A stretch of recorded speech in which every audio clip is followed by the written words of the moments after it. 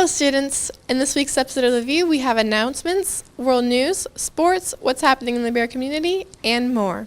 The View starts now.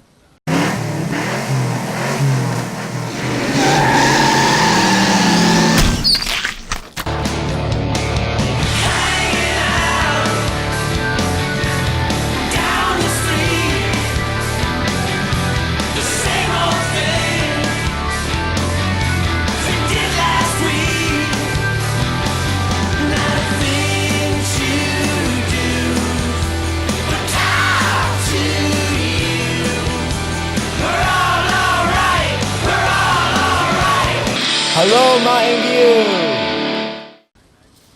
What's up, Bears? It's Friday, January 31st. I'm Sophia, and I'll be bringing you the announcements today. Beta Club traveled to Savannah this week to take part in the state convention. Congratulations to these students for their accomplishments at the convention. All competitions had more than 35 schools competing in group competitions and over 100 students in individual competitions. As this is Mountain View Beta Club's first time participating in any convention in our chapter's history, and they were the smallest chapter represented at the convention, we are extremely proud of these students. Our Sweet Dancing Bears had an incredible day at the FLL Robotics Super Regional Competition. They finished in 9th place out of 38 teams in the robot performance portion. They successfully completed one of the most difficult tasks of this year's robot game. At the end of the day, they earned the Judges Award, which is given to the team whose unique efforts, performance, or dynamics makes them stand out to the judges in a way that makes them worthy of special recognition. This award goes to the team that makes a respectable showing and the judges expect to see great things from in the future. International Night is February 29th from 6 to 9 in the Commons. Tickets are on pre-sale for $5 or available on My Payments Plus for $6. Attention juniors and seniors. Prom is Saturday, March 21st at the Georgia Freight Depot in downtown Atlanta from 8 to 11 p.m. Beverages and desserts will be served to students. Get your own ticket on My Payments Plus as soon as possible. The more you wait, the more the price goes up. You must be a current junior or senior to purchase a ticket now. Day tickets only apply to people who are not Mountain View juniors or seniors and will be available on February 1st. Mountain View juniors and seniors are eligible to attend. Prom court nominations are open from January 27th through February 24th on E-Class. Students should search for the voting on their page should pop up with a survey in which they can nominate a person for king and a person for queen. Juniors should only nominate juniors, seniors should only nominate seniors. See Dr. Claymore in the Foreign Language Pod B211. There will be a prom fashion show during all lunches on February 5th. Tuxedo salespeople will be in the Commons on various dates throughout February. The last day to buy tickets on My Payments Plus is Friday, March 13th.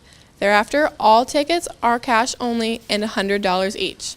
The absolute last day to purchase a prom ticket or date ticket is Wednesday, March 18th. Are you interested in submitting media that you have created for the Media Festival? The topics include websites, live-action video, sequential stills, stop motion, and Alice in Scratch projects completed in computer science. This is the last week for submission. You can submit Media Festival entries to Ms. Booker in the VBJ room, or you can email her at marlena.booker@gcpsk12.org. In media news, these are 2 community library boxes that our students decorated in partnership with the Gwinnett Health Coalition. They will be installed along with others around the county and serve as a free library for elementary school students. Our artists were Daniel Lopez, Lauren Millsaps, and Renee Fernandez. All community service logs should be turned into Ms. Kimmel in room G104 in the basement by January 31st in order to be counted towards Spring Awards Night.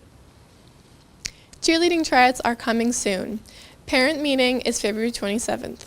Please make sure to come get all the information you need for the 2020-21 season. For more information, contact Erica Price at edprice2019@gmail.com. Attention any students that want to help plan events around the school. The Alpha Phi Omega Club will have an interest meeting February 5th after school in Miss Nicholson's room, E305 in the Science Pod. The Mountain View GSA is sponsoring a games day on Thursday, February 6th. Members and non-members are welcome, so come to Miss Stanik's room E318 in the Science Pod after school to enjoy snacks and board games. Would you like to show your appreciation to a teacher or staff member in our building? Recognize their hard work by scanning the QR code on the flyers you see in classrooms and hallways, then fill out a quick Google form. This teacher or staff member will receive your note and a Dean's Day pass. Show some love to those you love. Have you been to the Media Center lately? We have one of the best media centers in the state of Georgia. Our media specialist, Ms. Bird, is very knowledgeable and friendly and willing to help you when you need it. Let's take a look and learn more about what our Media Center has to offer.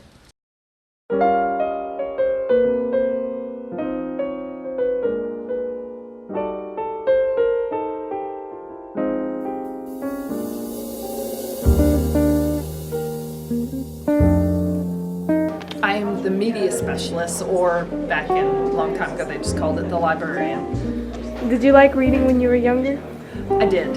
I loved it through elementary school. During middle school I hated it, and then high school I didn't have time, and then I got back into it when I was in college. To me, I know kids love movies and they love all the Netflix stuff. For me, reading things, you get to be your own director, so the story plays out in your mind the way you see it, so you have your own actors, you get to see the scenes like they all are. So for me, it's a movie that goes in my mind, but it's my movie that's going through my mind as I read the book. My favorite genre, I would say, is two very close ones, sci-fi and historical. I also love horror. I should say that too. Huge horror fan. Love him. And working at the library, do you get to read a lot? What I do get to read a lot are reviews for books, because students come in and they ask me to get books, but I actually have to find 3 positive reviews in professional journals for every book that I order. And so I read a lot about books and what people, professionals in the field, view about certain books. So that's the reading I do here. I think kids should read more because, well, what you're reading mostly, you're reading mostly is your phones. And so what's been proven through studies over the last 10 years is that reading levels are going down. And they've really gone down in the last 5 years because kids aren't reading. So their reading ability is dropping. And when you guys write and you text and you read that stuff, you aren't actually using proper English and things like that. So reading levels have dropped. So to me, reading anything, even if you come in here and get graphic novels, I tell teachers graphic novels are still just as good because kids are reading. And it could be anything, a newspaper, a magazine, a Sports Illustrated, as long as you're reading at a level that is around what you should be reading at.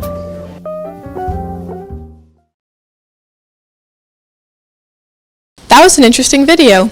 I love the Media Center. Do you have news you want featured on The View TV? You can now submit announcements to be featured on The View. Scan this QR code to access the form. That concludes the announcements for this week. Let's go to Morgan for sports updates.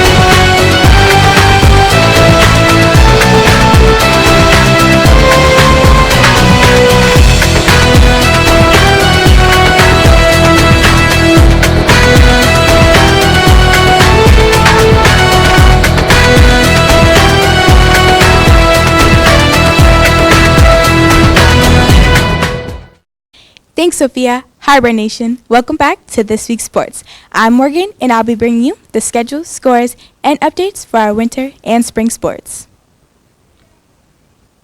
In sports news, the world recently lost basketball star Kobe Bryant. The retired Lakers player died in a helicopter crash in California along with his 13-year-old daughter Gianna. The former Lakers basketball player, also known as Black Mamba, played 20 years for the Los Angeles Lakers. Kobe Bryant was a 17-time NBA All-Star and a one-time NBA MVP.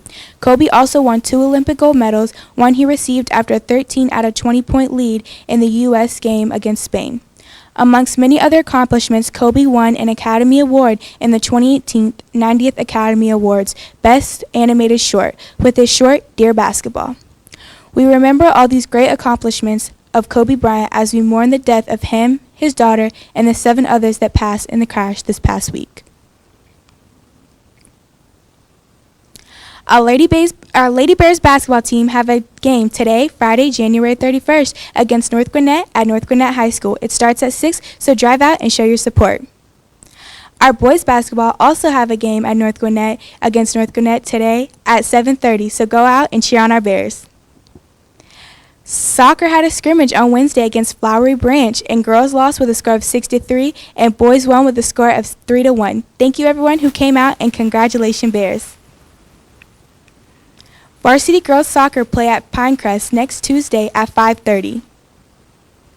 Congrats to Sarah Grace Thompson, a senior on the swim and dive team, on her commitment to LSU. If you know her, you know what a wonderful young lady she is. She has maintained a 4.0 GPA while taking many AP classes and training both before and after school. Over the weekend, she finished second at the county meet in 100 free and third in 100 back. She has been a 3-time Super 6 Gwinnett Daily Post athlete and a 2-time Swimmer of the Year finalist. She is very passionate about her sport as she holds positions on several state and national boards that are committed to supporting student athletes and making improvements in the sport of swimming. Congrats, Sarah Grace. Do you like playing Frisbee? Ultimate Frisbee is still accepting players. Please see Mr. Novelli and E303 as soon as possible. Tennis had their first match this past Tuesday, and boys won and now have a score of 1-0. Great job, Bears. Girls took a tough loss and now have a score of 0-1, and they have a match this next Tuesday, February 4th, at Cherokee Bluff High School against Cherokee Bluff. So go and cheer on our Bears. Our wrestlers have a region tournament tomorrow, Saturday, January 1st, at North Gwinnett High School. Time is to be announced, so go support our Bears. Thank you for tuning in to this week's sports. I'll see you guys next week. Now back to Sophia. Up next, we have a special report on the coronavirus. Let's go to Eric and see what he has to report.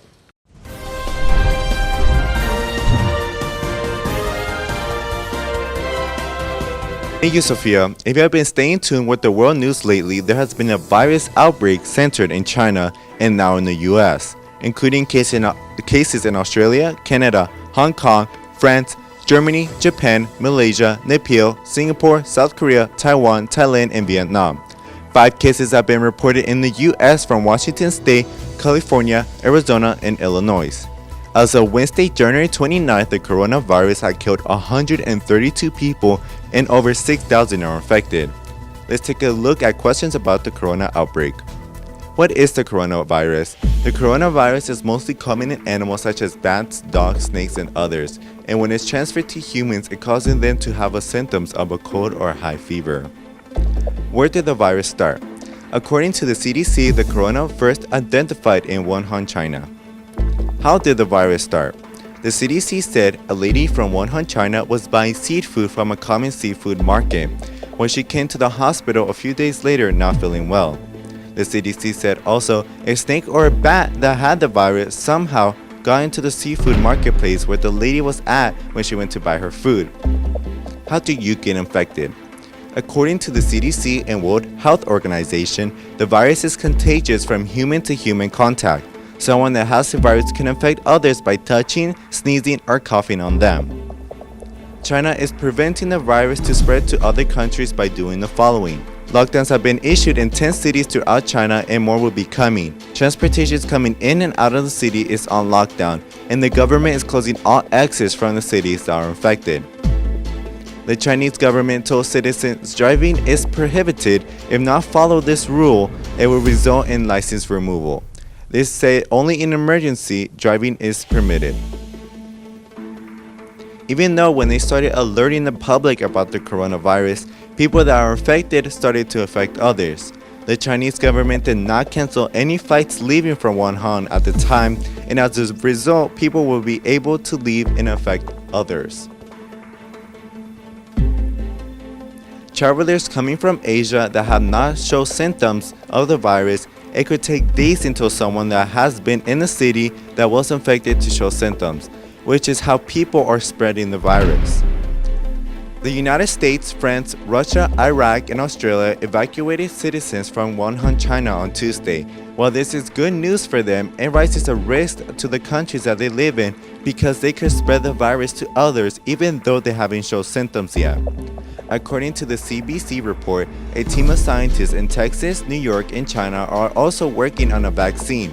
However, it could take months for a vaccine to advance to its critical traits and more than a year until it's available. The University of Hong Kong just released a vaccine for the coronavirus, but it needs to be tested. It is not that there is one case in Georgia. If there is ways to keep yourself from getting sick or affecting others. Wash your hands at all times before touching your face or putting anything in your mouth. Sneeze or cough into your elbow. If you're sick with a fever, stay home from school or public places where you're likely to affect others. I'm Eric, and I'll keep you updated next week on the coronavirus. Now back to Sophia. Thanks, Eric. Well, Bears, that concludes this week's episode of The View. Scan the QR code at the beginning of this video to visit us on YouTube and leave a comment on this week's episode of The View to get a shout out next week. Be sure to follow our Instagram and Twitter page at MTNViewHSTV for any updates. Thanks for watching, and tune in again next week for some more news. Until then, as you go about your day, always remember, life is like a stage and someone is always watching. Stay excellent, Mountain View.